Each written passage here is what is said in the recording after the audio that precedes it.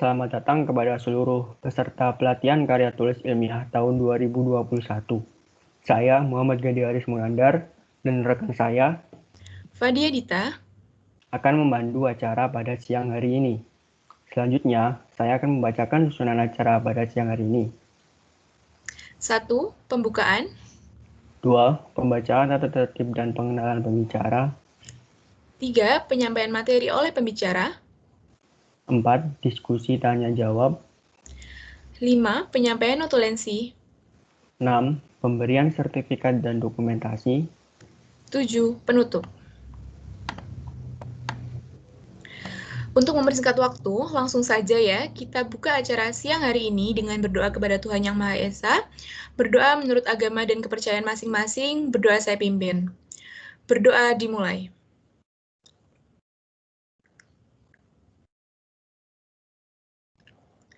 Tidak ada kata selesai dalam berdoa. Teman-teman yang berbahagia, langsung saja, sampailah kita pada puncak acara siang hari ini, yaitu penyampaian materi mengenai karya tulis ilmiah lebih dalam oleh Mbak Afrizza Nikmatus Saadah dari Teknik Kimia Angkatan 2018. Penyampaian ini akan dimoderatori oleh Saudari Norma Triana. Kepada Saudari Norma Triana, waktu dan media kami persilahkan.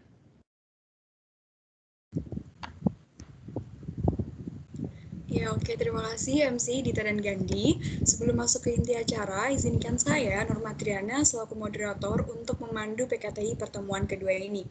Nah, materi pada hari ini adalah latar belakang dan metodologi penelitian yang akan disampaikan oleh Mbak Afrizza Nikmatus Saadah dari Departemen Teknik Kimia 2018. Mbak Afrizza ini juga merupakan pembicara PKTI pertemuan pertama kemarin loh. Nah, langsung saja untuk mempersingkat waktu kepada Mbak Afrizza, waktu dan media kami persilahkan. Terima kasih banyak semuanya. Suara saya sudah terdengar ya? Sudah, Mbak.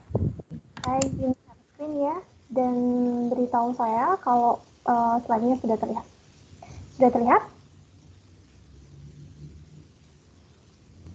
Sudah, Mbak. Oke. Baik, saya mulai. Assalamualaikum warahmatullahi wabarakatuh. Selamat siang semuanya. Senang sekali pada siang hari ini saya bisa berjumpa dengan rekan-rekan dari teknik industri, dan terima kasih banyak juga saya ucapkan untuk panitia, untuk semua rekan-rekan yang terlibat dalam acara pelatihan karya tulis ilmiah atau PKTI 2021 ini dengan tema Show Our Magic Innovation, sehingga siang hari ini acara ini bisa dijalankan dengan baik begitu ya, dan tepat waktu. Nah, kemarin saya sudah sempat menyampaikan beberapa subtopik begitu ya terkait dengan karya tulis ilmiah. Untuk pokok bahasan kali ini nanti akan saya sampaikan subtopik baru lagi, yang mana subtopik yang akan saya sampaikan pada pertemuan kali ini levelnya lebih tinggi nih dibandingkan dengan subtopik dari kemarin begitu. Jadi harapannya teman-teman semuanya di sini bisa fokus memperhatikan supaya nantinya teman-teman bisa mendapatkan ilmu yang banyak dan kita belajar bersama di sini. Baik, oke. Saya perkenalkan diri lagi, mungkin ada beberapa teman yang baru bergabung pada pertemuan kali ini. Jadi perkenalkan, nama saya Afrizza Nikmatus Saadah, biasa dipanggil Afrizza. Saya adalah mahasiswi dari Departemen Teknik Kimia Universitas Diponegoro angkatan 2018. Ini adalah beberapa biodata saya, kemudian informasi saya. Mungkin kalau teman-teman ingin konsultasi ataupun berdiskusi bersama ataupun belajar ataupun meminta saran, masukan terkait dengan perlombaan ataupun terkait dengan kehidupan di kampus ataupun terkait dengan mahasiswa berprestasi, karena kebetulan banyak sekali saya mendapatkan pesan dari teman-teman Undip begitu ya, yang banyak sekali menanyakan kepada saya, gimana sih Mbak caranya jadi mawapres gitu, apa sih Mbak tips dan triknya jadi mawapres gitu ya. Jadi untuk teman-teman dari teknik industri saya sangat terbuka dan open sekali, karena memang kebetulan kita satu fakultas, jadi kita sama-sama mari membangun fakultas kita untuk menjadi fakultas terbaik di Undip begitu. Jadi saya sangat menerima untuk teman-teman bisa berkonsultasi dengan saya begitu. Feel free to contact me. Baik, saya lanjutkan. Seperti biasanya kita ada beberapa perjanjian gitu ya terkait dengan penyampaian materi yang akan saya lakukan supaya penyampaian materi ini lebih bisa kondusif, kemudian lancar begitu dan tidak ada halangan. Yang pertama tentunya teman-teman harus bisa aktif berdiskusi ketika saya melontarkan pertanyaan. Mohon teman-teman dengan aktif untuk menjawab, entah itu menjawabnya by searching di Google ataupun dengan pikiran pribadi ataupun nanya teman di sebelah ataupun apa, terserah. Yang penting teman-teman berani untuk mengungkapkan pendapatnya, karena mahasiswa yang pintar itu cenderung susah untuk mengungkapkan pendapatnya, tetapi mahasiswa yang cerdas dan sukses itu adalah mahasiswa yang mampu membungkus dan membuat gagasannya ataupun pikirannya, opininya dengan lantang ke orang lain kayak gitu. Kemudian yang kedua adalah mari teman-teman memberi perhatian kepada saya sejenak, sebentar saja gitu ya, 40 menit untuk saya menyampaikan materi pada pertemuan kali ini. Kemudian yang terakhir, ini juga yang paling penting, teman-teman tolong jangan tidur, karena apa yang akan saya sampaikan di pertemuan kali ini sungguh-sungguh lebih menarik sebetulnya dibandingkan dengan apa yang saya sampaikan pada pertemuan lalu. Karena pada pertemuan kali ini saya akan mengupas berbagai macam tips dan trik yang tentunya akan sangat bisa membantu teman-teman untuk bisa memenangkan perlombaan gitu, terutama di karya tulis ilmiah begitu. Jadi tolong perhatikan dengan sesama. Ketika teman-teman memperhatikan saya dengan sesama, saya yakin ilmu yang saya sampaikan ini pasti bermanfaat sekali untuk teman-teman semuanya. Oke.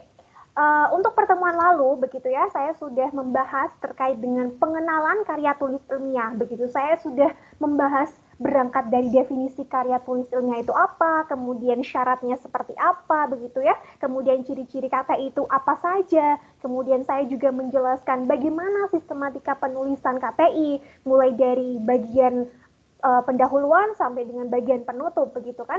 Kemudian saya juga membahas juga terkait dengan bagaimana sih cara menemukan ide dan juga bagaimana cara membangun tim yang solid untuk bisa menang di perlombaan begitu. Saya sudah mengupas semua itu di pertemuan lalu, sehingga harapannya teman-teman di sini sudah memiliki basic pengetahuan terkait dengan karya tulis ilmiah, sehingga nantinya apa yang akan saya sampaikan itu dapat diterima dengan lebih baik begitu ya, karena kita semua sudah memiliki pemahaman yang sama terkait dengan basic karya tulis ilmiah. Nah, apa saja yang akan saya bahas pada pertemuan kali ini? Yang pertama yang akan saya bahas itu adalah latar belakang begitu. Kenapa sih latar belakang itu perlu dibahas? Emang pentingnya apa begitu? Sudah saya sampaikan di pertemuan lalu bahwa bagian pertama yang dilihat oleh reviewer atau para judges ya, ketika teman-teman mengikuti ajang perlombaan ataupun hibah ataupun PKM, itu adalah latar belakang teman-teman. Reviewer atau judges akan melihat latar belakang terlebih dahulu, kemudian mereka akan pindah ke bab 3, which is itu adalah metode penelitian. Makanya dua hal ini adalah hal yang sangat penting di dalam karya tulis ilmiah. Kenapa sih kok reviewer itu melihat latar belakang terlebih dahulu? Karena basicnya adalah di latar belakang itu memuat gambaran umum ya terkait dengan penelitian yang akan diusulkan oleh teman-teman. Dari latar belakang si reviewer akan tahu ya ide apa yang diusulkan, gagasan apa yang direkomendasikan ataupun inovasi apa yang ingin diwujudkan begitu. Nah, dari situ reviewer akan bisa menilai apakah inovasi atau gagasan atau ide yang kalian usulkan tersebut layak untuk diimplementasikan di masa yang akan datang atau tidak begitu. Ketika dari latar belakang reviewer melihat, oh ternyata ide yang diusulkan ini biasa saja nih, maka reviewer akan dengan jelas menolak untuk melakukan pembacaan ataupun melihat paper kalian ke tahap berikutnya, yaitu ke bab 3. Langsung itu akan ditolak secara otomatis begitu. Tetapi ketika dari latar belakang sudah eye-catching gitu ya, sudah bagus strukturnya, pola pikirnya sudah runtut ya, kemudian inovasi yang ditawarkan itu luar biasa keren, maka si reviewer itu akan dengan segera nih langsung balik ke bab 3. Oh, bab 3-nya seperti apa ya, begitu. Jadi, latar belakang dan metode penelitian ini merupakan section yang sangat penting di karya tulis ilmiah, begitu. Kemudian, pokok bahasan ketiga yang akan saya paparkan itu adalah mengenai bagaimana cara kita mengutip, begitu. Karya tulis ilmiah sudah saya sampaikan di pertemuan lalu begitu ya, bahwa salah satu cirinya adalah menggunakan daftar pustaka atau menggunakan referensi gitu ya untuk acuan teorinya.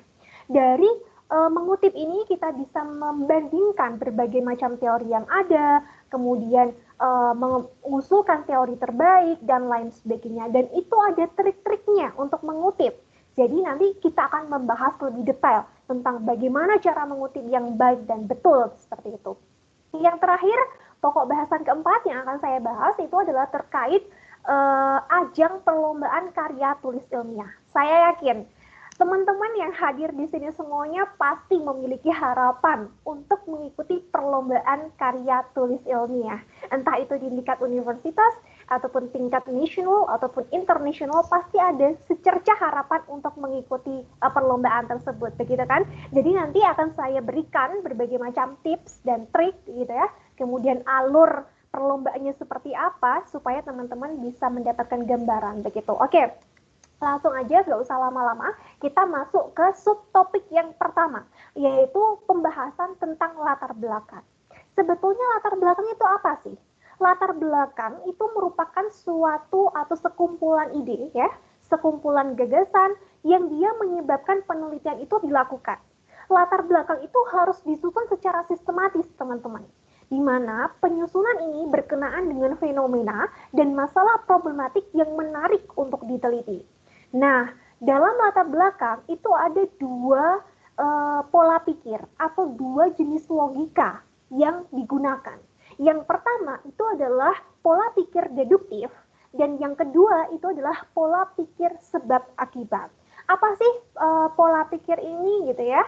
Dan apa perbedaannya? Oke, kita bahas dari yang pertama terlebih dahulu adalah logika deduktif atau pola pikir deduktif gitu. Sebagaimana kita ketahui gitu ya, pada saat di bangku SD mungkin ya kita sudah dicekokin informasi terkait perbedaan antara deduktif dan induktif gitu kan. Ada dua jenis pola pikir yang berbeda, ada deduktif dan ada induktif. Di mana deduktif itu merupakan suatu logika ya atau pola pikir yang mana dia mulai membahas suatu hal dari umum ke khusus. Sedangkan kalau induktif itu adalah kebalikan dari deduktif, khusus ke umum begitu kan. Nah, dalam penelitian di bagian latar belakang begitu itu menggunakan pola pikir deduktif begitu. Nah, pola pikir deduktif ini biasanya disajikan begitu atau digambarkan dalam bentuk piramida terbalik, di mana hal pertama kali yang dibahas di latar belakang itu adalah masalah umumnya terlebih dahulu, generalnya saja terlebih dahulu apa begitu, kemudian baru masuk ke masalah khususnya sebenarnya seperti apa. Begitu. Kemudian setelah masalah khusus dibahas, gitu, kemudian kita akan masuk ke inti dari masalahnya. Nah, di bagian akhir dari inti ini, kita bisa merekomendasikan. Merekomendasikan apa? Merekomendasikan judul dari penelitian kita. Nah, langsung aja kita praktikkan, begitu ya.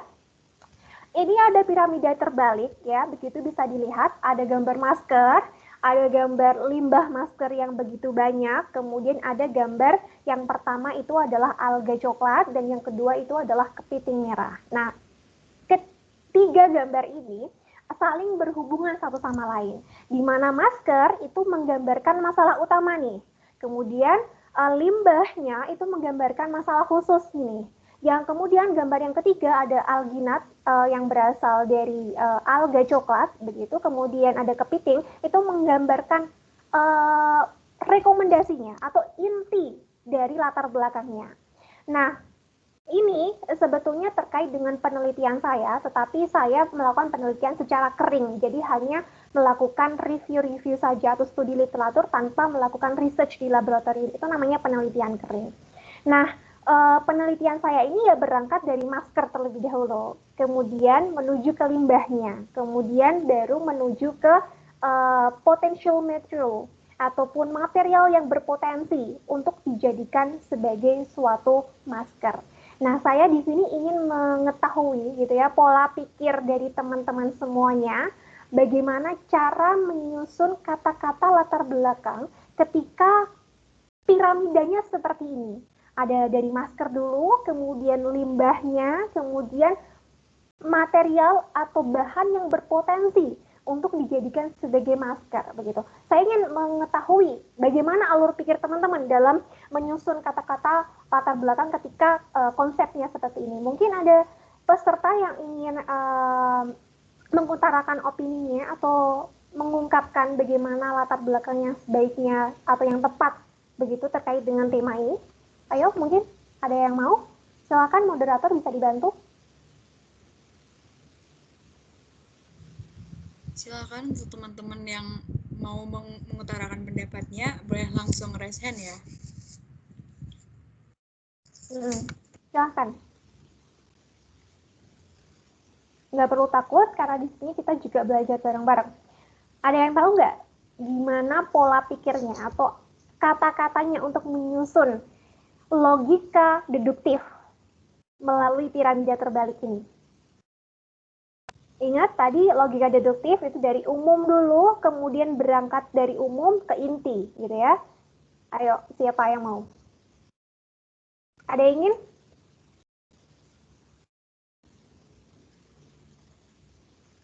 Sudah ada yang raise hand belum?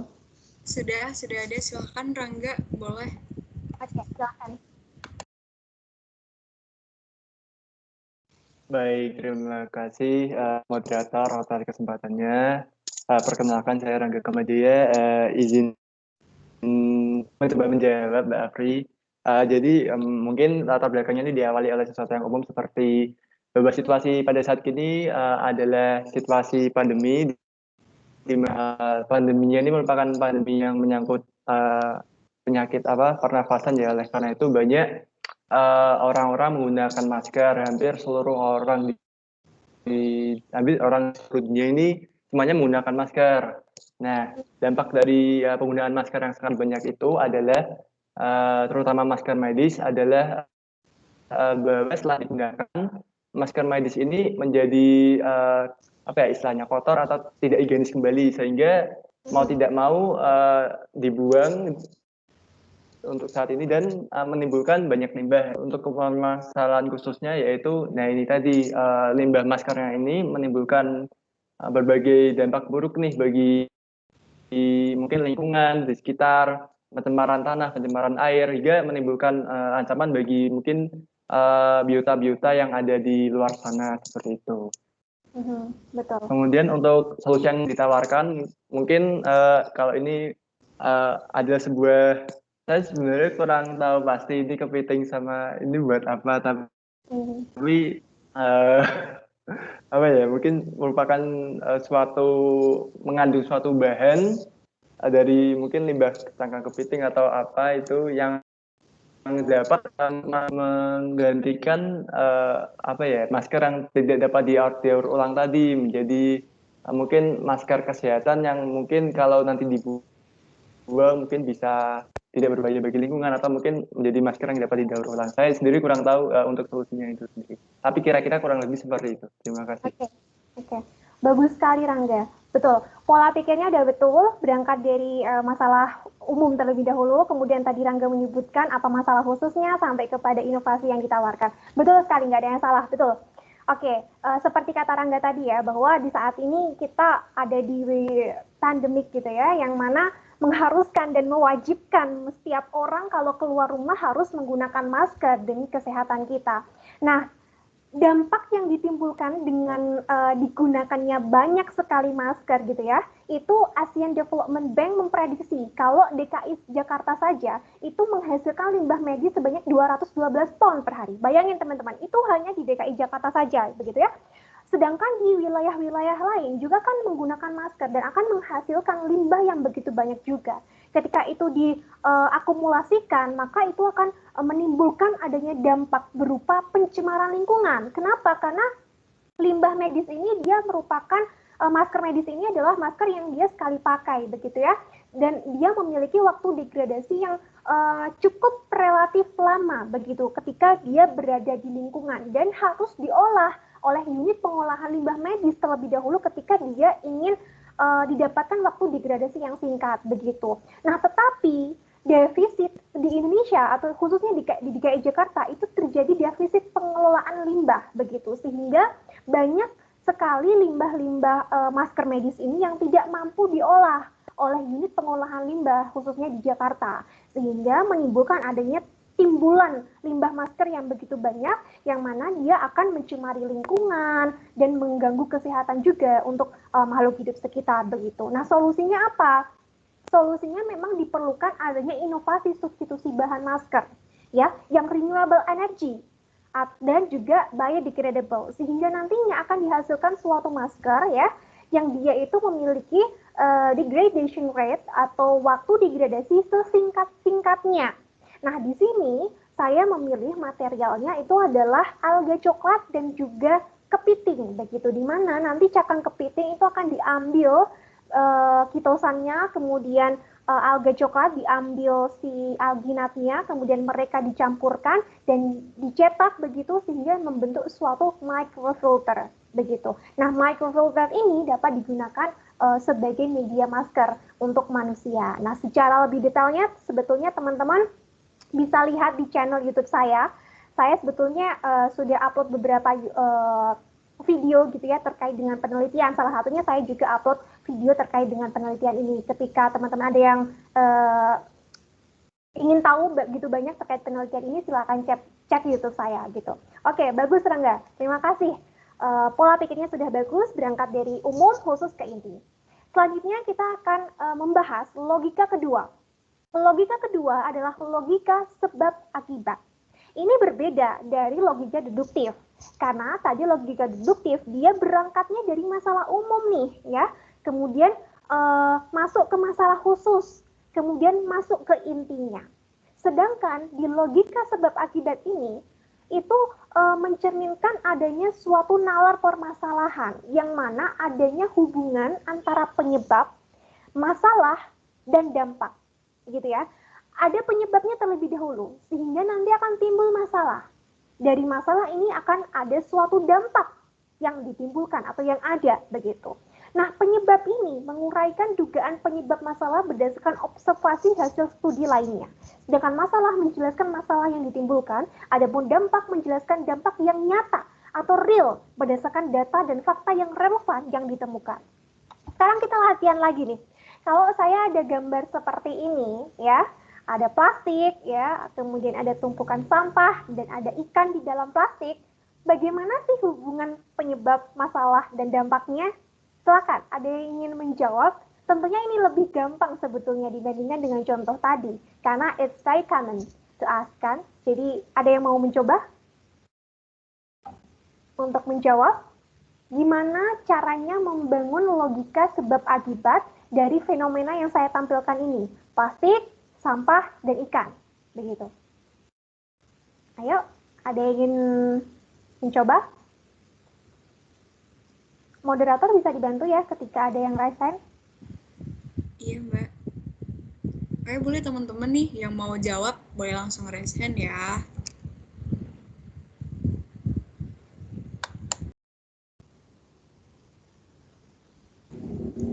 Ya, silakan Fadia Dita Rahma. Baik, terima kasih waktunya untuk menjawab. Jadi di sini ada sampah plastik. Di sini plastik itu kan sesuatu yang sulit untuk terurai gitu. Nah, kebanyakan manusia di zaman sekarang ini maunya yang praktis. Jadi mereka suka untuk menggunakan plastik untuk membawa suatu barang kayak gitu. Dan plastik ini tuh setelah digunakan biasanya langsung dibuang begitu saja kan, dan hal itu membuat sampah itu menumpuk kayak gitu, langsung ke masalah. Jadi sampah-sampah plastik yang tidak digunakan kembali itu menumpuk. Nah, kemudian dari sampah-sampah yang menumpuk itu berakibat pada lingkungan. Di sini ada ikan, nah contohnya di sini ikan, dan sampah-sampah yang tadi tidak bisa terurai mungkin aja dibuang di sembarang tempat gitu, dan salah satu tempat pembuangannya itu ke laut gitu. Nah, di sini sampah plastik yang tadi sulit terurai itu bisa mengganggu ekosistem di laut itu, contohnya ikan itu tersendiri. Sekian, terima kasih. Oke, terima kasih banyak. Tadi siapa namanya? Dita. Dita, oke, good Dita, terima kasih banyak Dita. Oke, betul sekali yang dikatakan sama Dita ya, itu sudah menggambarkan bagaimana hubungan antara penyebab, masalah, dan dampak gitu. Saya yakin teman-teman pasti tahu lah ya bagaimana perbedaannya antara kedua logika tadi, begitu ya, antara deduktif dan sebab akibat, karena memang keduanya itu cukup berbeda begitu. Tapi apakah logika deduktif dan logika sebab akibat ini berhubungan? Dan apakah kedua logika ini bisa digunakan berbarengan ketika kita sedang membuat latar belakang penelitian? Nah, jawabannya ada di slide berikutnya. Logika deduktif memiliki hubungan dengan logika sebab akibat. Dan tentu saja, kedua logika ini dapat digunakan secara berbarengan ketika kita sedang menyusun suatu latar belakang penelitian. Nah, bagaimana hubungannya? Sebetulnya, logika deduktif yang mengungkap masalah umum, khusus, dan inti dari penelitian tersebut merupakan bagian dari logika sebab akibat di bagian subsection masalah, begitu. Jadi, ketika kita menggunakan logika sebab akibat, ya, ketika kita membahas terkait dengan masalah, subsection masalah, di situ kita bisa menggunakan logika deduktif. Masalahnya bisa berangkat dari masalah umum, kemudian ke masalah khusus, kemudian baru berangkat ke masalah inti, ataupun kalian mempropos judul penelitian kalian di situ, begitu. Nah, jadi keduanya dapat digunakan secara berbarengan. Dan tentu saja keduanya bisa digunakan secara terpisah, itu bisa. Jadi tergantung bagaimana teman-teman ingin menyajikan latar belakang dari penelitian teman-teman, begitu. Oke, saya harap itu jelas. Kemudian kita masuk ke subtopik yang kedua, yaitu saya akan membahas nih terkait dengan metode penelitian. Nah, saya yakin teman-teman di sini pasti masih rancu sekali dengan kata-kata metodologi dan metode penelitian. Apakah mereka berdua sama? Ataukah mereka berdua berbeda? Nah, ada yang ingin mengungkapkan pendapatnya nggak? Kalau sama, berarti samanya seperti apa? Kalau beda, berarti perbedaannya seperti apa? Begitu. Teman-teman bisa searching di Google nih, nggak apa-apa. Silahkan. Karena saya yakin teman-teman di sini pasti masih sangat kebingungan antara membedakan metodologi dan metode penelitian, begitu. Ya, teman-teman nih yang mau jawab boleh langsung rasain juga.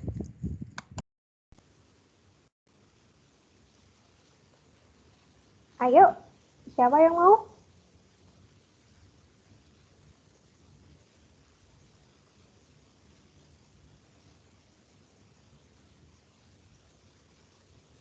Boleh searching di Google, nggak apa-apa. Perbedaan metodologi atau persamaan metodologi dan metode gitu. Apakah keduanya sama? Ataukah keduanya berbeda?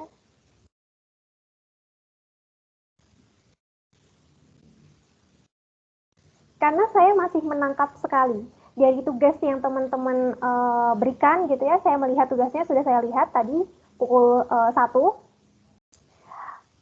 Dan saya di situ menangkap gitu bahwa teman-teman belum paham terkait dengan perbedaan metodologi dan metode penelitian. Makanya saya di sini ingin mengungkapkan gitu apa sih sebenarnya perbedaan atau persamaannya begitu. Jadi teman-teman nantinya nggak salah ketika teman-teman nanti melakukan riset atau menulis karya tulis begitu. Ayo, ada yang mau?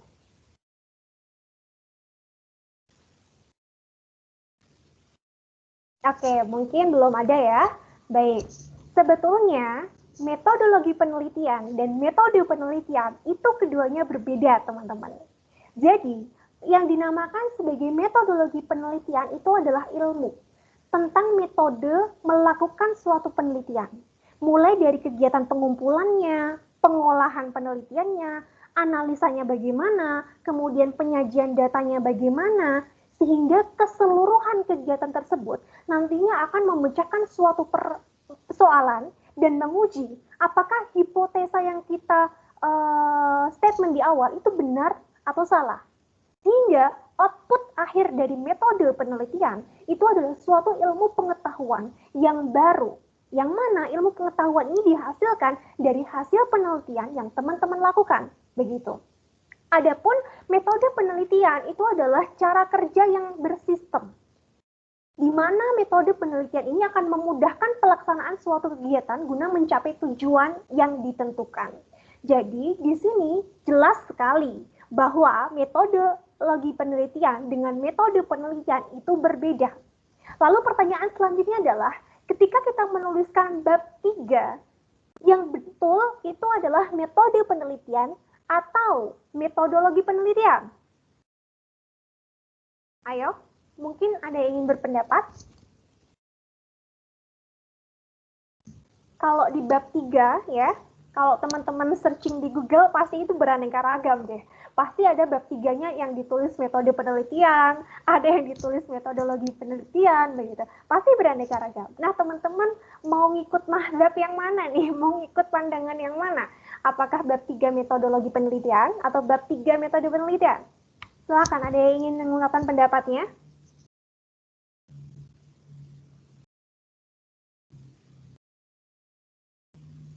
Ada yang tahu?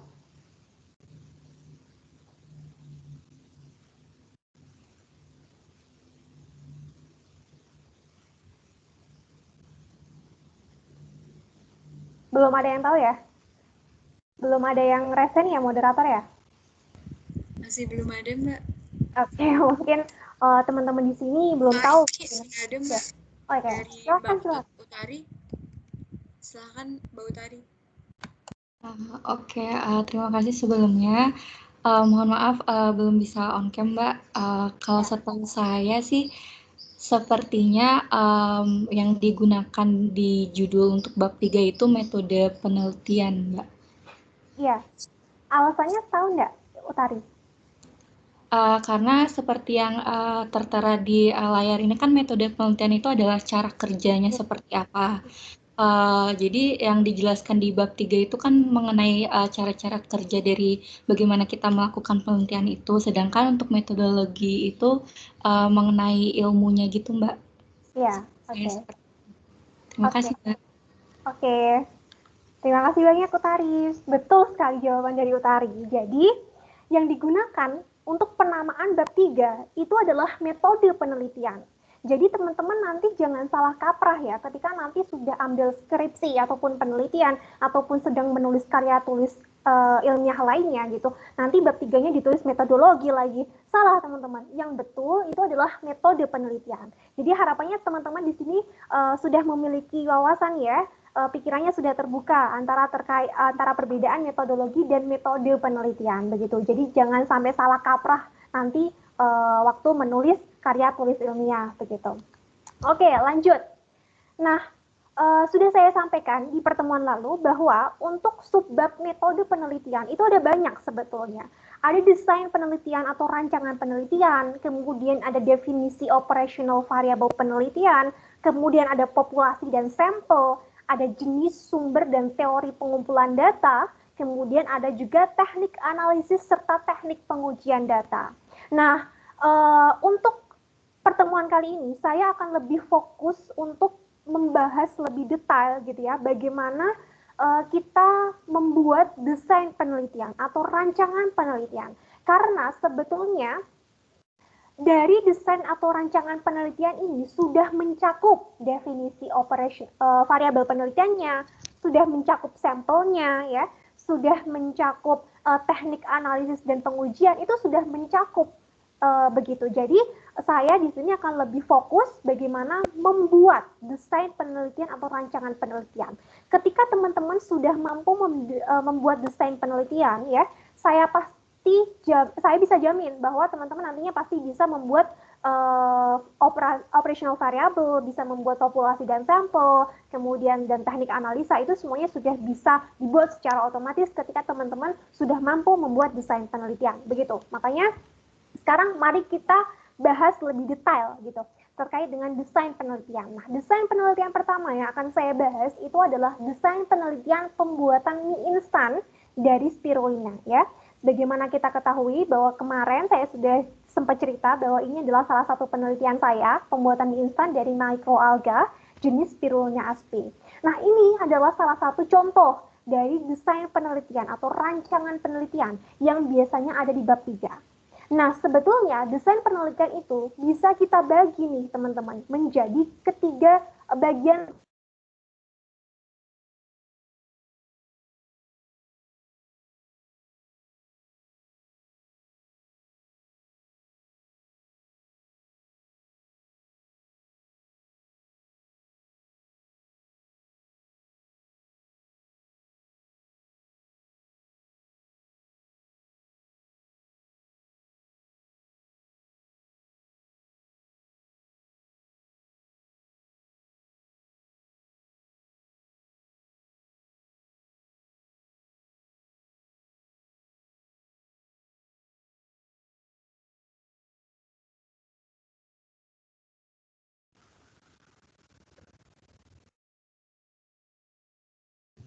Halo semuanya.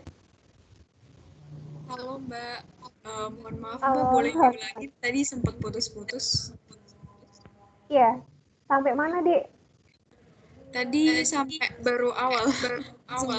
Sebut. Metode apa CT? Ya, bentar ya, saya searching ya. Sudah sampai di ini, di bagian alirnya Mbak. Oke. Maaf ya, nggak tahu kenapa nih, padahal udah pakai catering. Sebentar. Saya share screen dulu.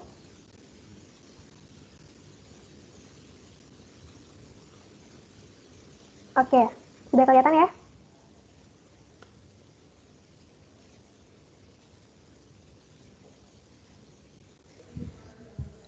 Sudah Mbak. Oke, saya lanjut ya, mohon maaf ya. Oke, untuk yang saya tampilkan ini adalah suatu desain penelitian atau rancangan penelitian untuk penelitian saya yang kemarin saya sempat contohkan gitu ya, tentang pembuatan mie instan dari spirulina asp. Nah, sebetulnya ketika teman-teman membuat suatu desain penelitian itu dapat dibagi menjadi 3 bagian. Yang pertama adalah input, yang kedua adalah proses, yang ketiga adalah output. Kenapa sih kok harus dibagi menjadi 3 bagian seperti ini begitu? Supaya para reviewer itu mampu menangkap dengan jelas teman-teman apa maksud dari penelitian tersebut, kemudian bagaimana alur dari penelitian tersebut, apa bahan yang diperlukan, apa prosesnya, dan apa outputnya begitu. Dari pembagian seperti ini nantinya akan memudahkan para reviewer dalam menilai desain penelitian dari teman-teman begitu. Nah, seperti yang teman-teman bisa lihat di sini bahwa input itu terdiri dari bahan begitu. Bahan apa saja yang teman-teman gunakan atau yang teman-teman pakai dalam penelitian ini. Kemudian proses itu terdiri dari proses atau tahapan yang teman-teman lakukan dalam penelitian ini. Kalau di sini pembuatan mie instan tentunya mulai dari pembuatan mie kering, kemudian analisa proximat, analisa cooking quality, analisis antioksidan, kemudian uji organoleptik dan lain sebagainya. Kemudian output itu adalah berisi keluaran apa saja yang diharapkan dari penelitian ini. Misalnya, output yang pertama itu adalah produk mie kering dari spirulina asp, di mana output pertama ini akan menjawab tujuan penelitian yang pertama.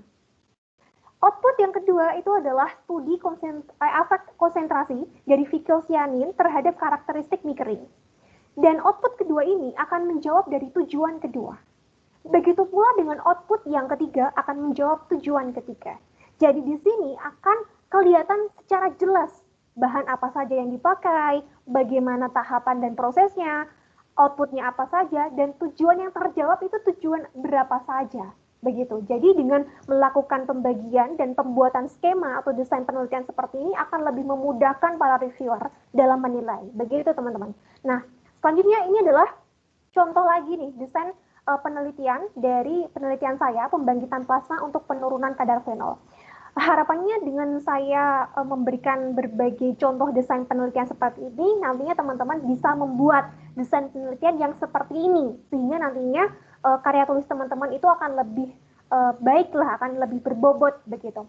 Oke, inputnya apa saja? Input seperti yang saya bilang tadi, input adalah bahan, misalnya limbah cair, kemudian berbagai jenis bahan lainnya. Kemudian prosesnya apa saja? Prosesnya ya terdiri dari perakitan reaktornya, kemudian ada proses elektrolisisnya, kemudian teknik analisanya berupa analisa menggunakan software ANOVA dan lain sebagainya.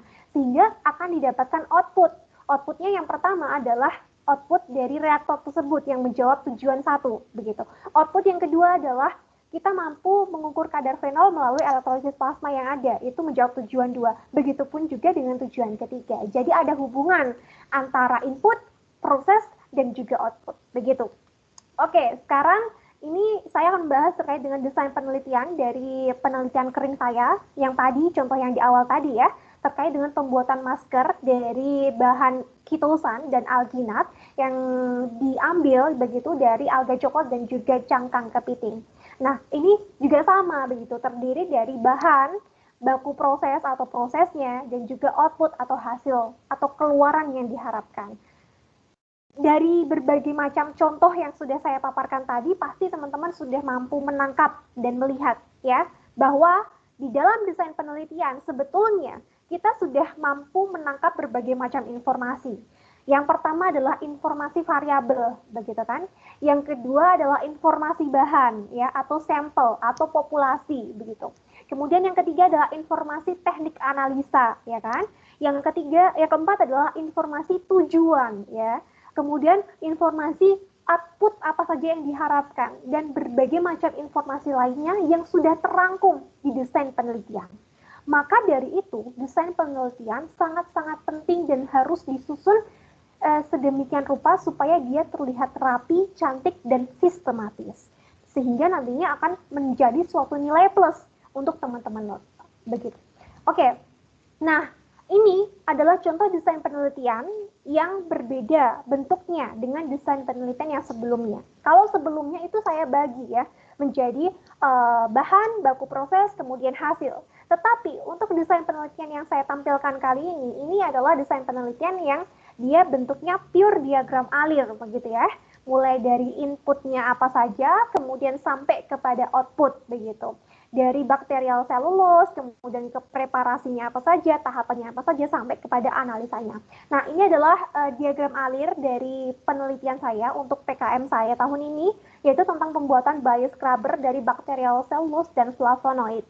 Nah, sebetulnya ketika teman-teman menggunakan diagram alir yang bentuknya seperti ini, ya, atau bentuknya yang seperti tadi, dibagi menjadi input, proses, dan output, itu sebetulnya tergantung pada kebutuhan dari teman-teman, ya. Seberapa banyak informasi yang perlu disampaikan oleh teman-teman kepada para reviewer, ya. Ketika teman-teman itu misalnya tidak begitu mengerti atau tidak begitu paham tentang desain penelitiannya, lebih aman ketika teman-teman membuat diagram alir seperti ini, ya. Tetapi ketika teman-teman itu paham betul ya terkait dengan penelitiannya, bagaimana alurnya, bagaimana output yang diharapkan, ya, dan lain sebagainya, lebih baik teman-teman menggunakan desain penelitian yang tadi, yang dibagi menjadi input, proses, dan output. Karena itu akan sangat-sangat memudahkan para reviewer untuk menilai bagaimana alur penelitian teman-teman. Begitu. Oke, sampai di sini mungkin ada yang ditanyakan?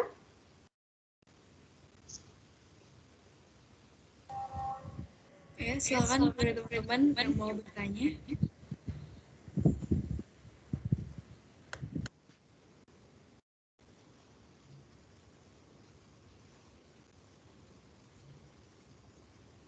Ada yang ingin bertanya? Sepertinya sudah cukup jelas, Mbak, dari yang Mbak Friza jelaskan tadi. Oke, saya lanjutkan kalau begitu ya. Nah, oke, ini contoh desain penelitian lagi terkait dengan penelitian saya juga. Mungkin nanti ini karena lebih panjang dan kompleks, teman-teman bisa ini ya, baca sendiri karena nanti slide-slide-nya ini akan saya kasih ke teman-teman semuanya. Ini juga desain penelitian dari penelitian saya. Mungkin nanti bisa dibaca lebih detail supaya teman-teman di sini mahir dalam membuat desain penelitian yang bagus itu yang seperti apa, dan mungkin ini bisa dijadikan sebagai referensi dalam pembuatan desain penelitian, karena saya yakin ketika teman-teman menggunakan desain penelitian yang seperti ini pasti akan lebih eye-catching, lebih menarik, lebih memiliki poin plus, ya, lebih detail, dan lain sebagainya. Banyak sekali benefit yang didapatkan dari desain penelitian seperti ini sebetulnya, begitu. Oke. Lanjut ke subtopik yang ketiga, yaitu pengutipan terkait dengan masalah citasi, gitu ya. Sudah saya sampaikan di pertemuan lalu bahwa ketika kita membuat suatu karya tulis ilmiah, maka kita harus mensitasi ya dari berbagai referensi, entah itu jurnal nasional, jurnal internasional, dari buku, dari ataupun dari referensi-referensi lain yang dapat dipertanggungjawabkan dan validitasnya dapat teruji begitu ya. Kenapa sih kok harus mensitasi? Sebetulnya ada tujuan-tujuan ya atau ada manfaat yang didapatkan ketika kita mensitasi atau mengutip. Yang pertama adalah menunjukkan adanya kesenjangan antara hasil-hasil penelitian terdahulu dalam bidang yang sedang diteliti, sehingga akan jelas kontribusi keilmuan penelitian yang bersangkutan. Maksudnya seperti ini. Dari hasil kutipan atau dari hasil mengutip tersebut, nantinya teman-teman akan melihat bagaimana kesenjangan teori yang ada. Kita ambil contoh saja teori atom begitu ya. Dari tahun ke tahun atau dari masa ke masa, teori atom itu mengalami perubahan, gitu kan, mengalami perkembangan. Dan yang paling terbaru itu kan teori atom yang ditemukan yang terakhir, begitu kan. Lalu kenapa sih kok kita masih belajar teori atom yang sebelum-sebelumnya, begitu? Kenapa kok harus ada rentetan perkembangan teori atom ini? Kenapa kok nggak kita langsung aja ambil hasil atau teori yang paling betul, yang paling benar, begitu? Karena dengan melihat perkembangan teori tersebut ya, dengan melihat rentetan teori yang ada atau yang muncul, itu kita mampu melihat bagaimana kesenjangan antar teori. Nah, dari kesenjangan itu sebetulnya kita akan mampu membuat ya atau berinovasi atau menghasilkan ide terbaik atau gagasan terbaik. Begitu. Jadi, sebetulnya ide atau kesenjangan itu dapat lahir dari kesenjangan teori yang ada, selain dari masalah yang ada. Begitu. Yang kedua, dengan mengutip mampu menunjukkan garis depan perkembangan keilmuan dalam bidang tertentu sebagai hasil akumulasi temuan-temuan penelitian sebelumnya atau state of the art. Jadi nanti akan terlihat jelas bagaimana perkembangan keilmuan yang ada, ya begitu. Dari misalnya desain kapal dari tahun A sampai desain kapal dari tahun Z itu pasti akan mengalami perkembangan dan itu akan kelihatan jelas bagaimana perkembangan keilmuannya. Kemudian yang ketiga, mengakui adanya penelitian terdahulu yang serupa yang bisa digunakan sebagai bahan pembanding. Jadi, ketika kita melakukan penelitian, misalnya terkait dengan topik pembuatan biodegradable plastik, begitu ya, kita tidak boleh melupakan penelitian-penelitian terdahulu yang sudah melakukan penelitian terlebih dahulu terkait dengan biodegradable plastik, begitu. Kita harus mensitasi atau memasukkan beberapa penelitian terdahulu terkait dengan topik yang sama, which is adalah biodegradable plastik. Karena dengan mengutip atau memasukkan topik yang sama, secara tidak langsung kita telah mengakui bahwa sudah ada loh penelitian-penelitian terdahulu terkait dengan biodegradable plastik, begitu. Nah, selanjutnya tujuan yang keempat adalah mendukung ide dan argumentasi yang dipaparkan oleh penulis dan artikel. Ketika kita mensitasi atau mengkutip, secara tidak langsung pasti kita mendukung dengan ide atau gagasan yang dilontarkan oleh si penulis tadi. Kemudian yang terakhir adalah menghindari plagiasi yang tak disengaja. Jadi seperti ini. Ketika teman-teman menulis suatu karya tulis ilmiah, begitu ya, nantinya ada yang namanya software Turnitin, teman-teman. Software Turnitin itu adalah software untuk mengecek plagiarisme dari teman-teman tersebut. Jadi nanti bisa dicek berapa persen sih plagiarisme atau copy paste yang dilakukan teman-teman tuh berapa persen. Nanti bisa ketahuan secara otomatis dengan software Turnitin tersebut.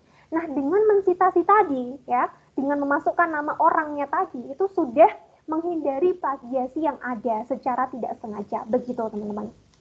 Oke, selanjutnya kalau zaman dahulu ya di SD, di SMP, di SMA kita diajarkan bagaimana cara mensitasi dari buku, dari jurnal, dari web dan lain sebagainya.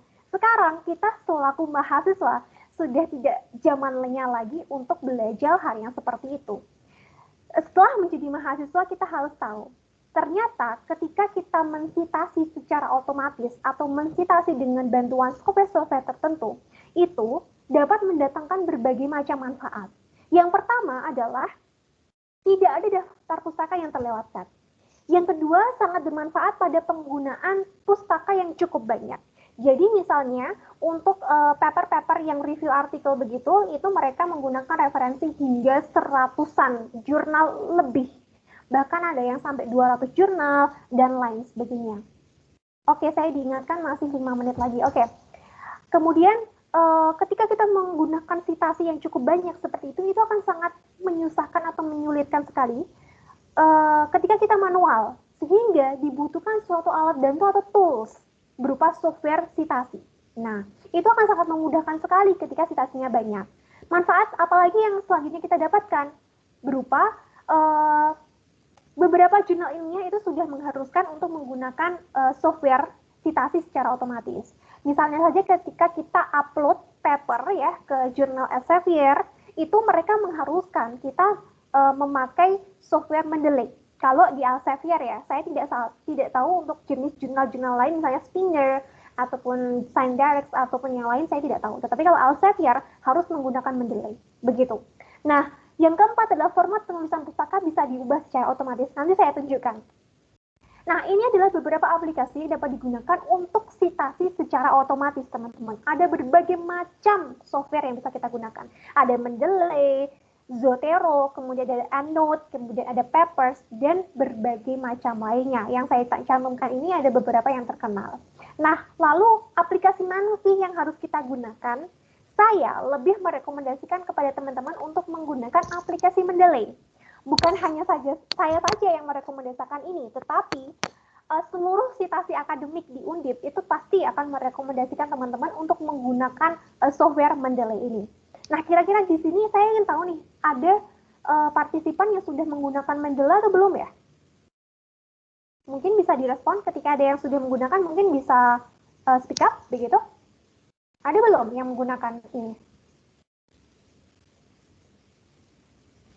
Belum, Mbak. Belum menggunakan, Mbak. Oke, sip. Kalau belum, mumpung teman-teman masih angkatan 2020, masih baru. Jadi ilmu ini pasti akan sangat berguna untuk nanti-nantinya, pasti dijamin. Saya akan tunjukkan teman-teman bagaimana caranya menggunakan Mendeley. Oke? Nah, yang pertama, teman-teman itu harus login harus mendownload Mendeley terlebih dahulu. Nanti ketik aja di sini download Mendeley for PC. Nah, for PC ya nanti. Nah ini, download Mendeley desktop begitu. Nanti teman-teman download, cara mendownloadnya bagaimana itu banyak sekali tutorialnya di YouTube, nanti tinggal ikutin saja. Nah, setelah mendownload, nanti teman-teman harus registrasi dan login seperti biasa kayak mendaftarkan akun begitulah ya. Kemudian setelah mendapatkan akun, nanti teman-teman baru bisa membuka aplikasi Mendeley desktop. Nah, aplikasi Mendeley desktop itu seperti ini teman-teman. Seperti ini tampilannya. Kemudian bagaimana cara menggunakannya? Ini penting sekali. Saya kasih contoh ya. Misalnya saja kita mensitasi pajak itu sangat penting untuk dikeluarkan. Oke, kita mensitasi ya ini. Anggap saja ini mensitasi. Misalnya kita mensitasi ini, saya ambil citasinya ini dari si GAO misalnya. GAO 2017 misalnya dari papernya yang judulnya Microsoft Spherical Silicon dan lain sebagainya. Ini tinggal diklik aja. Klik OK. Udah deh, keluar secara otomatis. Begitu. Nah, gimana cara memunculkan daftar pustakanya? Pustaka ya, daftar pustaka tinggal klik insert bibliografi. Nah, keluar deh. Terus, sebetulnya macam style ya yang digunakan untuk citasi. Kalau yang ini adalah APA atau American singkatannya saya agak lupa juga. American Psychological Association yang 7 edition. Itu biasanya menggunakan apa kan yang untuk kampus-kampus. Tetapi ada juga yang biasanya menggunakan IEE ataupun Harvard style dan lain sebagainya. Lalu untuk mengganti ke Harvard style atau ke style lain misalnya IEE, tinggal kita pilih aja teman-teman. Ini get more style, kita cari aja IEE misalnya ataupun Harvard ya, misal kita Harvard lah ya, Harvard use this style dan udah dia otomatis keganti. Ataupun kita menggunakan IEE misalnya use this style dan nah otomatis keganti teman-teman. Begitu canggih sekali. Misalnya teman-teman ingin memasukkan, sekarang saya ajarkan bagaimana teman-teman caranya memasukkan jurnal begitu ya ke dalam Mendeley. Misalnya, saya Google Scholar dulu, saya misalnya klik Silika. Bentar, ini laptopnya agak lemot banget ya, tolong ditunggu. Ini penting sekali, jadi tolong mungkin panitia agak dikasih waktu sebentar aja, karena ini sangat penting banget nantinya untuk teman-teman di kampus, karena ini akan sangat memudahkan. Misalnya, ini saya ingin mendownload jurnal yang ini ya. Mana nih? Mohon ditunggu sebentar, ini agak lemot ya laptop saya.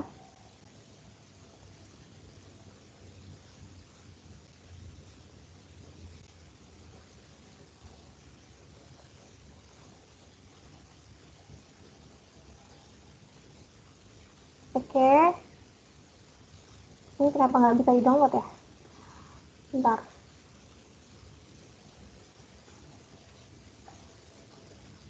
Duh, lemot sekali.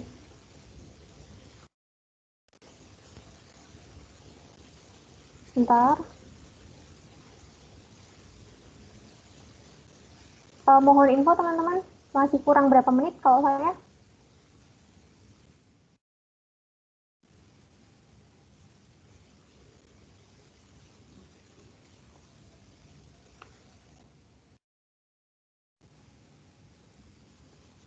Masih kurang berapa menit? Panitia?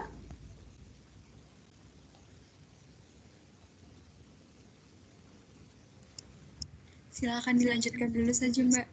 Oke. Ya. Bentar ya, ini nggak tahu kenapa nih laptop saya lemot nih. Aduh. Bentar. Nah, apa ya ini? Bentar ya.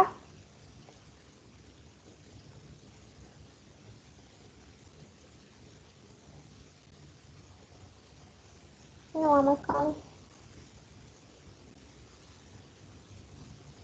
Atau kalau enggak, misalnya nih teman-teman sudah download jurnalnya yang tadi ya, misalnya sudah download jurnal, kemudian ingin memasukkan jurnalnya ke Mendeley. Jadi jurnalnya itu harus diinput dulu ke Mendeley, baru teman-teman bisa menggunakannya sebagai citasi. Jadi langkah pertama, teman-teman harus download dulu jurnalnya ya.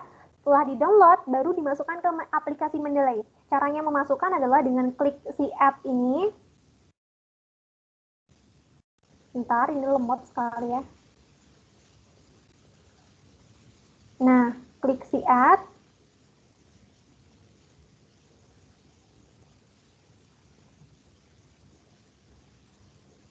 Bentar. Aduh, lemot sekali. Ini karena nggak pernah mati nih laptopnya. Oke. Maaf ya. Oke, kita cari jurnal.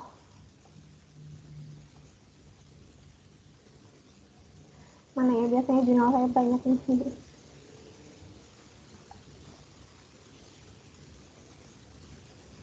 Misalnya ini ya, ini jurnal pasti. Oke, setelah kita pilih si jurnal ya untuk dimasukkan, kemudian open. Nah, nanti dia akan masuk ke dalam sini. Nah, ini masuk dia. Super hydrophobic coating derived from geothermal silica. Itu yang tadi saya masukkan. Kemudian setelah masuk ke Mendeley, baru teman-teman ingat-ingat nih namanya siapa? Oh, Silviana tahun 2021. Atau teman-teman bisa kopas aja dari sini. Misalnya judulnya ini dikopas, kemudian balik lagi ya ke yang tadi, misalnya mensitasi super hydrophobic coating gitu kan. Kemudian ingin mensitasi yang tadi di kopas judul yang tadi. Nah, ini kan yang tadi super hydrophobic coating dari Fire from Geothermal Silviana tahun 2021. Klik, kemudian oke. Nah, otomatis deh. Jadi ini akan sangat membantu teman-teman. Saya yakin akan sangat membantu untuk mensitasi dari berbagai jurnal atau referensi. Buku pun bisa dimasukkan ke sini. Jadi tenang aja, dan aplikasi ini tidak berbayar dan sangat-sangat membantu sekali. Yakin deh. Jadi teman-teman diusahakan download mulai dari sekarang dan pelajari. Seperti ini nih, saya kasih contoh. Ini salah satu paper saya terkait dengan ini juga yang saya ajukan di pemilihan mahasiswa berprestasi tingkat nasional nanti terkait dengan pengolahan limbah. Nah, ini sebetulnya citasinya menggunakan American Physical yang apa tadi. Nah, kemudian saya ingin ganti nih ke IEE misalnya.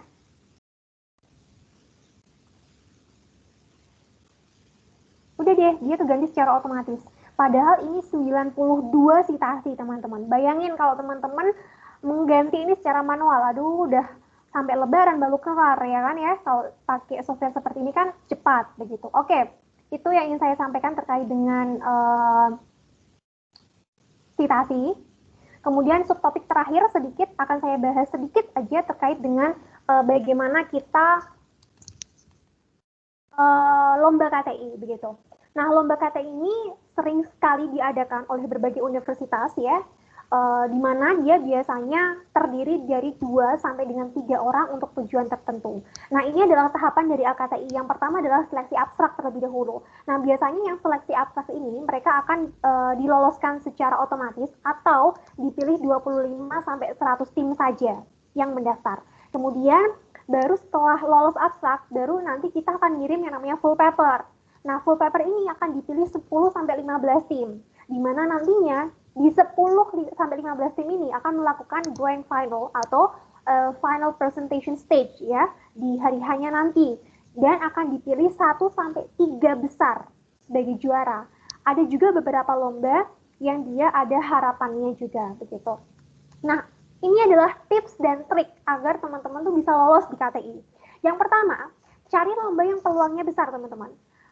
Untuk permulaan, teman-teman nggak usah nyari lomba yang terlalu pengen yang lomba yang prestis, atau pengen lomba yang international, ataupun yang cakupannya luas, dan lain sebagainya. Pilihlah lomba yang peluangnya besar terlebih dahulu. Misalnya LKTI yang diselenggarakan oleh universitas-universitas yang terpencil begitu.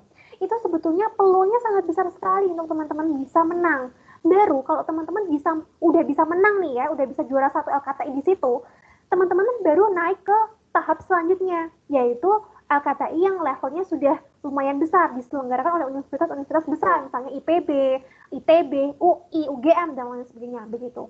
Yang kedua, pilihlah tim yang solid. Bagaimana cara memilih tim yang solid itu sudah saya paparkan di pertemuan yang lalu, begitu ya. Kemudian yang ketiga adalah konsultasi dengan expert. Ketika kalian sudah menyusun paper kalian, itu jadiin sebagai bahan konsultasi ke para expert. Expert ini siapa? Tentunya adalah orang-orang yang sudah berpengalaman mengikuti perlombaan LKTI dan juga para dosen. Kemudian tips yang keempat adalah buat KTI-nya sesuai dengan panduan. Karena ketika kalian tidak membuat KTI sesuai panduan, di panduan itu nanti akan ada sistematika penulisan KTI. Ketika kalian tidak memenuhi sistematika penulisan KTI yang sesuai di panduan yang tertera, nanti kalian bisa terdiskualifikasi secara otomatis begitu, karena saya sudah sampaikan bahwa sistematika penulisan adalah jantungnya KTI. Yang kelima adalah maksimalkan di bagian proposal dan presentasi, karena dua bagian ini biasanya memakan prosentase yang cukup besar. Biasanya proposal itu 40%, kemudian presentasinya hingga 60%. Kemudian ada fokus dan juga cari masalah yang memang dia krusial atau jarang ditemukan. Yang terakhir adalah hindari plagiasi, begitu. Mungkin itu saja yang dapat saya sampaikan. Semoga ilmu yang saya sampaikan hari ini dan pertemuan lalu bisa bermanfaat bagi teman-teman semuanya. Sekali lagi, saya sangat terbuka ketika teman-teman ingin melakukan konsultasi kepada saya.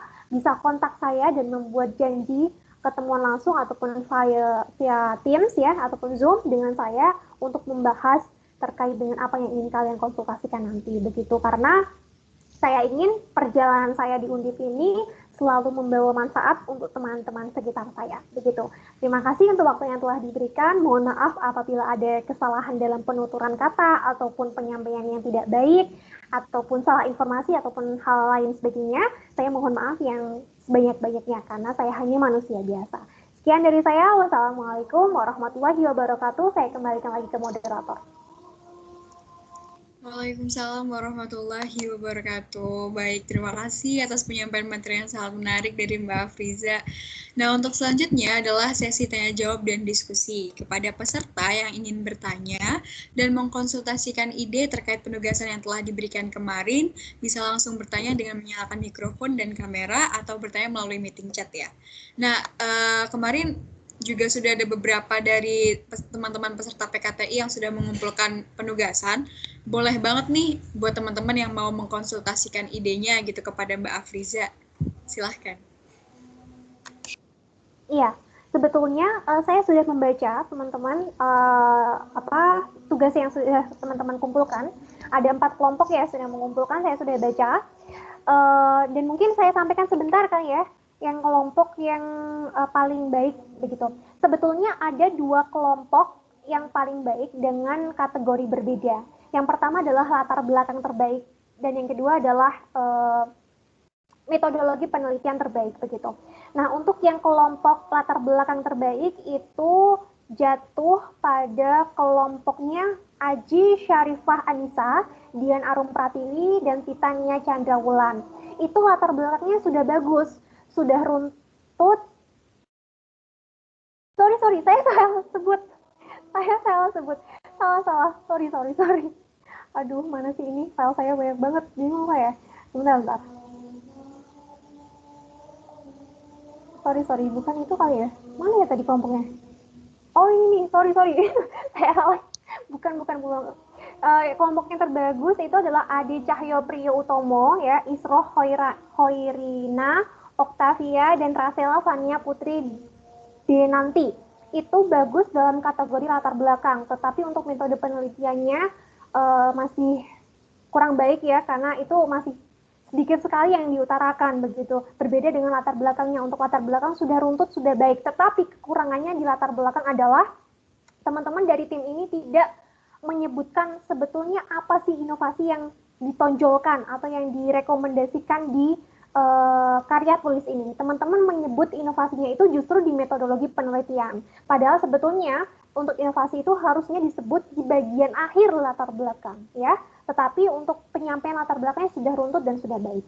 Sedangkan untuk kategori metode penelitian terbaik itu jatuh pada tim Rangga dan Gandhi. Ya. Ini metode penelitiannya sangat-sangat komplit sekali dan lengkap begitu ya, tetapi memang belum ada desain penelitiannya. Jadi saya masih belum bisa melihat bagaimana alurnya. Saya hanya bisa melihat apa saja yang diteliti, kemudian prosedurnya seperti apa, tetapi untuk desain penelitiannya memang belum dibuat. Jadi mungkin itu bisa ditambahkan untuk kelompok Gandhi dan juga Rangga. Nah, untuk kelompok-kelompok yang lain sudah cukup bagus juga, tetapi yang terbaik yang saya sampaikan tadi begitu. Nah, ketika teman-teman ingin konsultasi lebih jauh, mungkin bisa kontak saya secara pribadi begitu.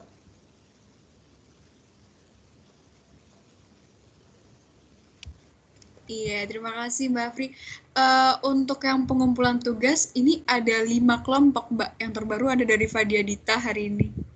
Oh, begitu. Saya tadi bacanya jam 1, jadi itu masih 4 kelompok. Oh, ya, nanti saya baca lagi ya yang kelompok yang itu tadi. Ya. Iya. Oke, barangkali dari teman-teman ada yang mau ditanyain soal penugasannya, idenya, atau apa yang disampaikan dari Mbak Afriza, boleh banget nih langsung raise hand aja. Yuk.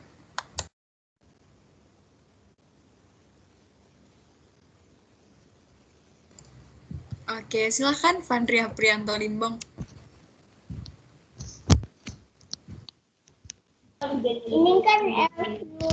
Baik, terima kasih untuk waktunya, Norma. Perkenalkan, Mbak, nama saya Fandri Aprianto Limbong dari Teknik Industri 2020. Sebelumnya saya minta maaf belum bisa on cam karena ada masalah di sinyal.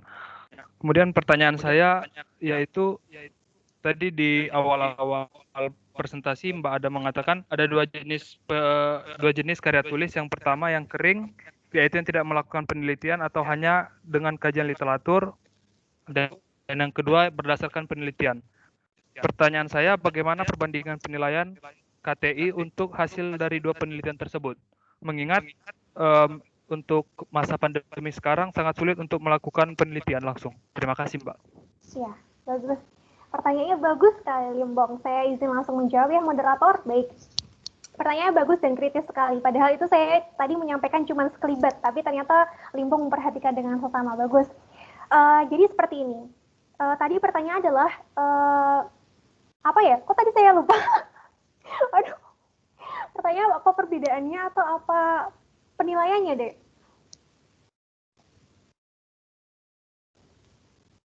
Saya kebanyakan...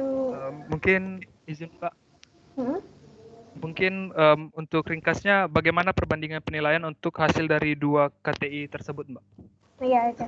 Oke, Kayaknya terima belum kasih, saya... Pak. Ya, akibat kekurangan glukosa jadi sering lupa nih. Oke. Perbandingan ya, penilaian. Oke. Jadi seperti ini. Sebetulnya universitas-universitas besar lainnya itu penelitian keringnya sudah berkembang dengan pesat. Kalau Undip ini memang dia merupakan kampus penelitian yang baik gitu ya. Bahkan Undip mengklaim dirinya sebagai kampus dengan penelitian terbanyak atau bagaimana gitu ya. Tetapi yang sering kali dilakukan oleh Universitas Diponegoro itu adalah penelitian basah. Sehingga kita selaku mahasiswa Universitas Diponegoro, familiarnya adalah dengan penelitian yang basah. Penelitian yang dilakukan di laboratorium atau dengan menyebar kuesioner ataupun penelitian yang yang bertemu dengan orang, berinteraksi dengan orang dan lain sebagainya. Tetapi sebetulnya ada jenis penelitian lain nih yang tidak kalah menarik dan tidak kalah penting, yaitu penelitian kering. ITB, UI itu sudah banyak melakukan penelitian kering. Mereka melakukan penelitian kering itu dengan menggunakan software yang memang mereka miliki sebagai fasilitas di kampus mereka. Misalnya ITB nih. ITB itu, jujur saja ITB itu memiliki berbagai macam software yang mereka beli dari kampusnya secara mandiri ya, untuk bisa digunakan sebagai pembelajaran ke mahasiswanya, dan mereka bisa menggunakan itu secara gratis ya, tanpa menggunakan crackingan seperti Undip. Kalau Undip kan masih cracking, tetapi kalau ITB sudah legal, dan dengan fasilitas tersebut alhasil mahasiswanya banyak sekali melakukan penelitian kering dengan menggunakan software tadi ya. Di mana penelitian kering yang dilakukan dengan software tadi akan dilengkapi dengan berbagai macam literatur atau studi pustaka dari berbagai macam jurnal. Biasanya penelitian kering ini lebih menggunakan referensi yang lebih banyak, jumlahnya sampai 200-an, 100-an, dan lain sebagainya. Sedangkan biasanya untuk penelitian basah, referensinya itu memang biasanya relatif sedikit, cuma 20, 50, ya, mentok-mentok 70 deh. Itu kalau penelitian basah. Dan keduanya memiliki perbandingan penilaian yang berbeda. Misalnya nih Dek, kalau Adek mengikuti lomba karya tulis ilmiah, saya sarankan menggunakan penelitian basah. Betul, saya sarankan menggunakan penelitian basah. Karena saya sudah mencoba sendiri, saya menggunakan penelitian kering dan itu tidak berhasil. Begitu. Saya mencobanya bukan hanya sekali, tetapi beberapa kali. Karena biasanya para juri itu lebih tertarik kepada penelitian-penelitian yang memang sudah ada produk ya. Misalnya saya membuat mie, membuat biodegradable plastik, membuat cat, ataupun membuat produk-produk lain, itu juri lebih tertarik. Sehingga mereka memiliki peluang yang besar untuk menjadi juara. Begitu. Tetapi ketika perlombaan-perlombaan yang Adek ikutin itu adalah jenis perlombaan lain. Misalnya perlombaan IC competition, kemudian case study, itu peluang untuk penelitian kering lumayan banyak, tidak kalah dengan penelitian basah.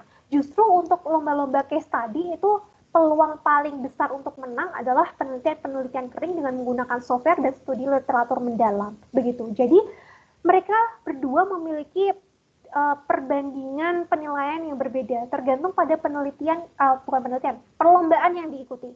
Kalau KTI saya sarankan menggunakan penelitian basah. Tetapi kalau lombanya case study atau IC competition atau opini, itu lebih saya sarankan untuk menggunakan penelitian kering. Begitu deh, gitu. Menjawab nggak pertanyaannya?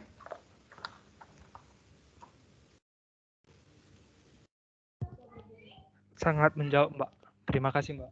Ya, oke. Jadi dilihat dari jenis lombanya ya. Oke, mungkin ada lagi. Mungkin ada lagi dari teman-teman yang mau tanya?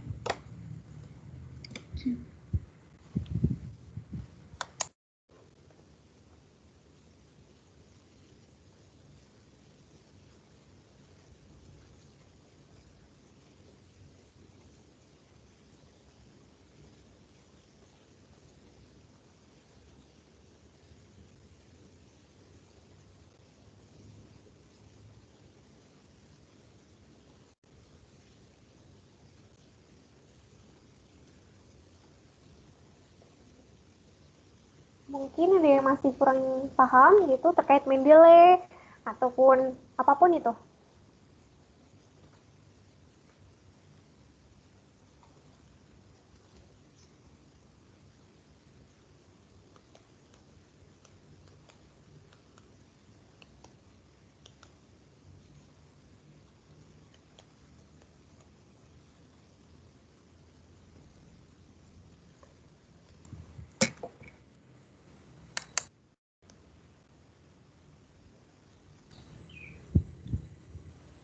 Nah, ini ada satu lagi Mbak dari Muhammad Gandhi Haris Munandar. Silahkan.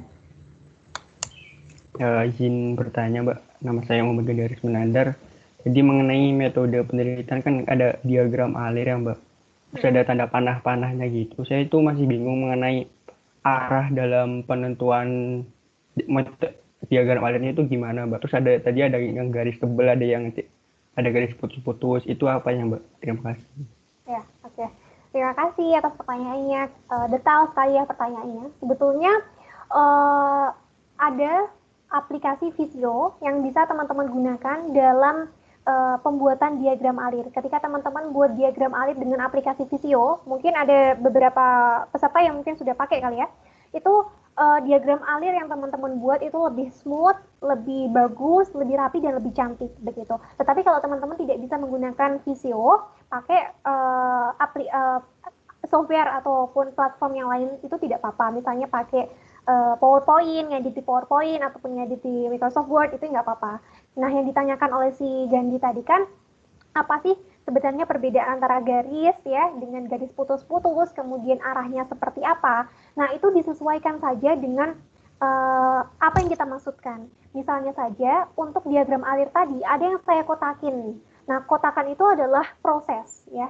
Sedangkan untuk yang garis-garis itu adalah lebih kepada variabel, kemudian lebih kepada additional information atau apa bahasanya, informasi tambahan, misalnya terkait dengan tujuan dan pengujian dan lain sebagainya, yang additional information lah sifatnya, itu menggunakan yang putus-putus. Tetapi ketika memang yang proses, bahan baku, input, dan lain sebagainya itu menggunakan garis yang benar-benar garis seperti itu. Khusus untuk proses dia dikotakin kayak gitu. Sedangkan untuk arahnya sendiri, arahnya adalah tergantung si bahan dan proses tersebut. Misalnya kalau bahan pasti kan dia masuk gitu kan ya. Dan mungkin di step pertama bahan yang masuk cuma ada 2. Nah, terus nanti step yang kedua bahan yang masuk, ada bahan lagi yang masuk ya, 2 bahan lagi. Kemudian step ketiga ada panah lagi bahan yang masuk. Itu tergantung pada apa yang kita maksudkan, bagaimana yang kita inginkan kayak gitu deh. Kalau arahnya disesuaikan saja begitu. Apakah menjawab? Menjawab sekali Mbak, terima kasih Mbak. Oke, sama-sama. Ada yang ingin bertanya lagi? Iya, baik. Terima kasih. Mohon maaf Mbak Friza, untuk pertanyaannya kami sediakan cukup terbatas karena waktunya sudah melewati waktu, maka untuk sesi tanya jawabnya kami akhiri dulu ya Mbak. Mungkin apabila teman-teman masih ada pertanyaan lagi, bisa ditanyakan secara langsung kepada Mbak Friza di lain waktu, atau bisa langsung bertanya melalui kami dari teman-teman bidang 6, karena di sini kami juga memfasilitasi teman-teman yang berminat di bidang karya tulis ilmiah. Nah, terima kasih Mbak Friza, luar biasa ya materinya. Semoga apa yang disampaikan pada acara ini dapat bermanfaat untuk semuanya. Boleh nih kita beri tepuk tangan untuk Mbak Friza. Terima kasih banyak. Semoga bermanfaat ya. Ya, terima kasih juga kepada teman-teman peserta yang sudah turut aktif dalam PKTI pertemuan kedua ini. Nah, selanjutnya adalah pembacaan notulensi. Kepada Saudara Rangga selaku penulis notulensi, waktu dan media saya persilahkan. Baik, terima kasih Norma atas kesempatannya. Perkenalkan, saya Arga Kemajaya. Saya akan membacakan notulensi pada pertemuan dari kedua pelatihan karya. Jadi notulensinya adalah latar belakang dan metodologi penelitian adalah struktur yang sangat penting dalam sebuah karya tulis ilmiah. Sebuah urgensi dan keunikan ide karya tulis ilmiah dapat dinilai dari latar belakangnya. Reviewer dapat melihat suatu karya tulis ilmiah itu menarik untuk diimplementasikan melalui latar belakang karya tulis. Latar belakang adalah sekumpulan ide atau gagasan yang menyebabkan penelitian itu dilakukan. Latar belakang terdapat dua jenis kerangka berpikir, logika deduktif atau menyampaikan dengan menyimpulkan dari umum ke khusus, dan logika sebab akibat atau menyampaikan penyebab, masalah, dan dampak penelitian. Metodologi adalah sebuah ilmu tentang metode melakukan penelitian sehingga diproses suatu ilmu pengetahuan. Sedangkan metode penelitian adalah cara kerja bersistem untuk memudahkan pelaksanaan suatu kegiatan guna mencapai tujuan yang ditentukan. Metode tersusun atas desain penelitian, variabel penelitian, populasi, dan jenis pengumpulan data, dan teknik analisis. Karya tulis yang baik tentu saja memiliki citasi. Citasi ada tujuan yang mengacu pada soal manfaat. Citasi adalah menunjukkan kesenjangan antar teori, menunjukkan perkembangan keilmuan tertentu, mengakui penelitian terdahulu sebagai pembanding, serta menghindari plagiasi yang tidak disengaja. Sangat disarankan untuk menggunakan citasi otomatis, yaitu dengan menggunakan suatu aplikasi seperti Mendeley, Zotero, dan lain-lain. Beberapa tips dan trik agar lolos karya tulis ilmiah adalah yang pertama, cari perlombaan dengan peluang besar. Yang kedua, memiliki tim yang solid. Yang ketiga, banyak konsultasi dengan expert dan lain-lain. Sekian notulensi yang dapat saya sampaikan. Terima kasih. Saya kembalikan kepada moderator. Baik, terima kasih Rangga atas penyampaiannya. Nah, untuk acara selanjutnya saya kembalikan kepada MC Fadia dan Gandhi. Baik, sekali lagi terima kasih kepada Mbak Afriza dan Norma Triana. Acara selanjutnya adalah pemberian sertifikat kepada Mbak Alfriza sebagai kenang-kenangan dari panitia yang akan diwakilkan oleh Titania Chandra selaku Ketua Pelaksana PKTI tahun 2021. Kepada Titania Chandra, waktu dan media dipersilakan. Oke, terima kasih MC. Sebelumnya juga terima kasih banyak ya pada Mbak Afri atas penyampaian yang luar biasa kali ini. 2 hari juga ya. Semoga apa yang disampaikan dapat bermanfaat. Ini ada sedikit kenang-kenangan dari kami. Mohon diterima ya Mbak. Semangat dan sukses terus Mbak Afri. Ya, terima kasih banyak ya Himpunan Mahasiswa Teknik Industri, terutama Dek Titania Chandra gitu ya. Sebetulnya saya udah kenal Dek Titania Chandra udah lama nih. Terima kasih banyak untuk teman-teman semuanya juga yang sudah turut berpartisipasi dan membantu jalannya acara ini dengan baik. Semoga semua ilmu yang saya berikan bermanfaat. Jangan sungkan kalau mau ada yang konsul dengan saya terbuka. Terima kasih banyak semuanya. Baik, terima kasih Tania. Terima kasih juga Mbak Afriza yang telah meluangkan waktunya untuk menjadi pembicara PKTI hari ini. Dan terima kasih juga untuk moderator dan notulensi, Norma Triana dan Rangga Kamajaya. Dan teman-teman semua, acara selanjutnya adalah sesi dokumentasi. Teman-teman peserta diharapkan dapat menyalakan kameranya untuk foto bersama ya. Ayo teman-teman on cam dulu yuk. Untuk sesi dokumentasi akan dipandu oleh Gandhi. Silahkan Gandhi.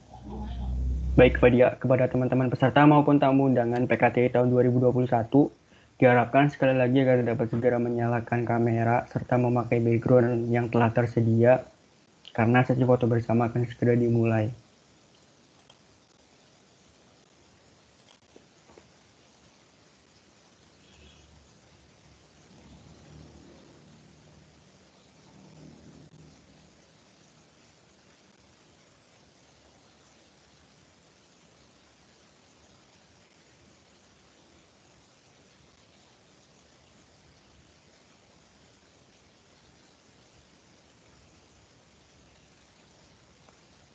Baik, langsung saja. Saya hitung 1, 2, 3. 1, 2, 3. Sekali lagi, 1, 2, 3. Baik, terima kasih. Untuk Mbak Alfriza, diperbolehkan untuk meninggalkan acara dan melanjutkan aktivitas. Terima kasih Mbak Alfriza. Baik, terima kasih semuanya. Saya izin untuk meninggalkan room ya. Semoga sehat selalu. Terima kasih banyak Mbak Friza. Terima Terima kasih kasih banyak, banyak, Mbak. Terima kasih Mbak.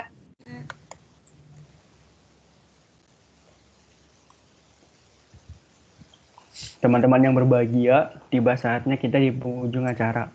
Terima kasih atas perhatian dan kerjasama teman-teman semua dalam memeriahkan acara ini. Mohon maaf atas segala kekurangannya. Semoga ilmu yang kita dapatkan pada siang hari ini bisa bermanfaat di masa yang akan datang. Saya Muhammad Gadi Haris Menandar dan rekan saya Fadia Dita.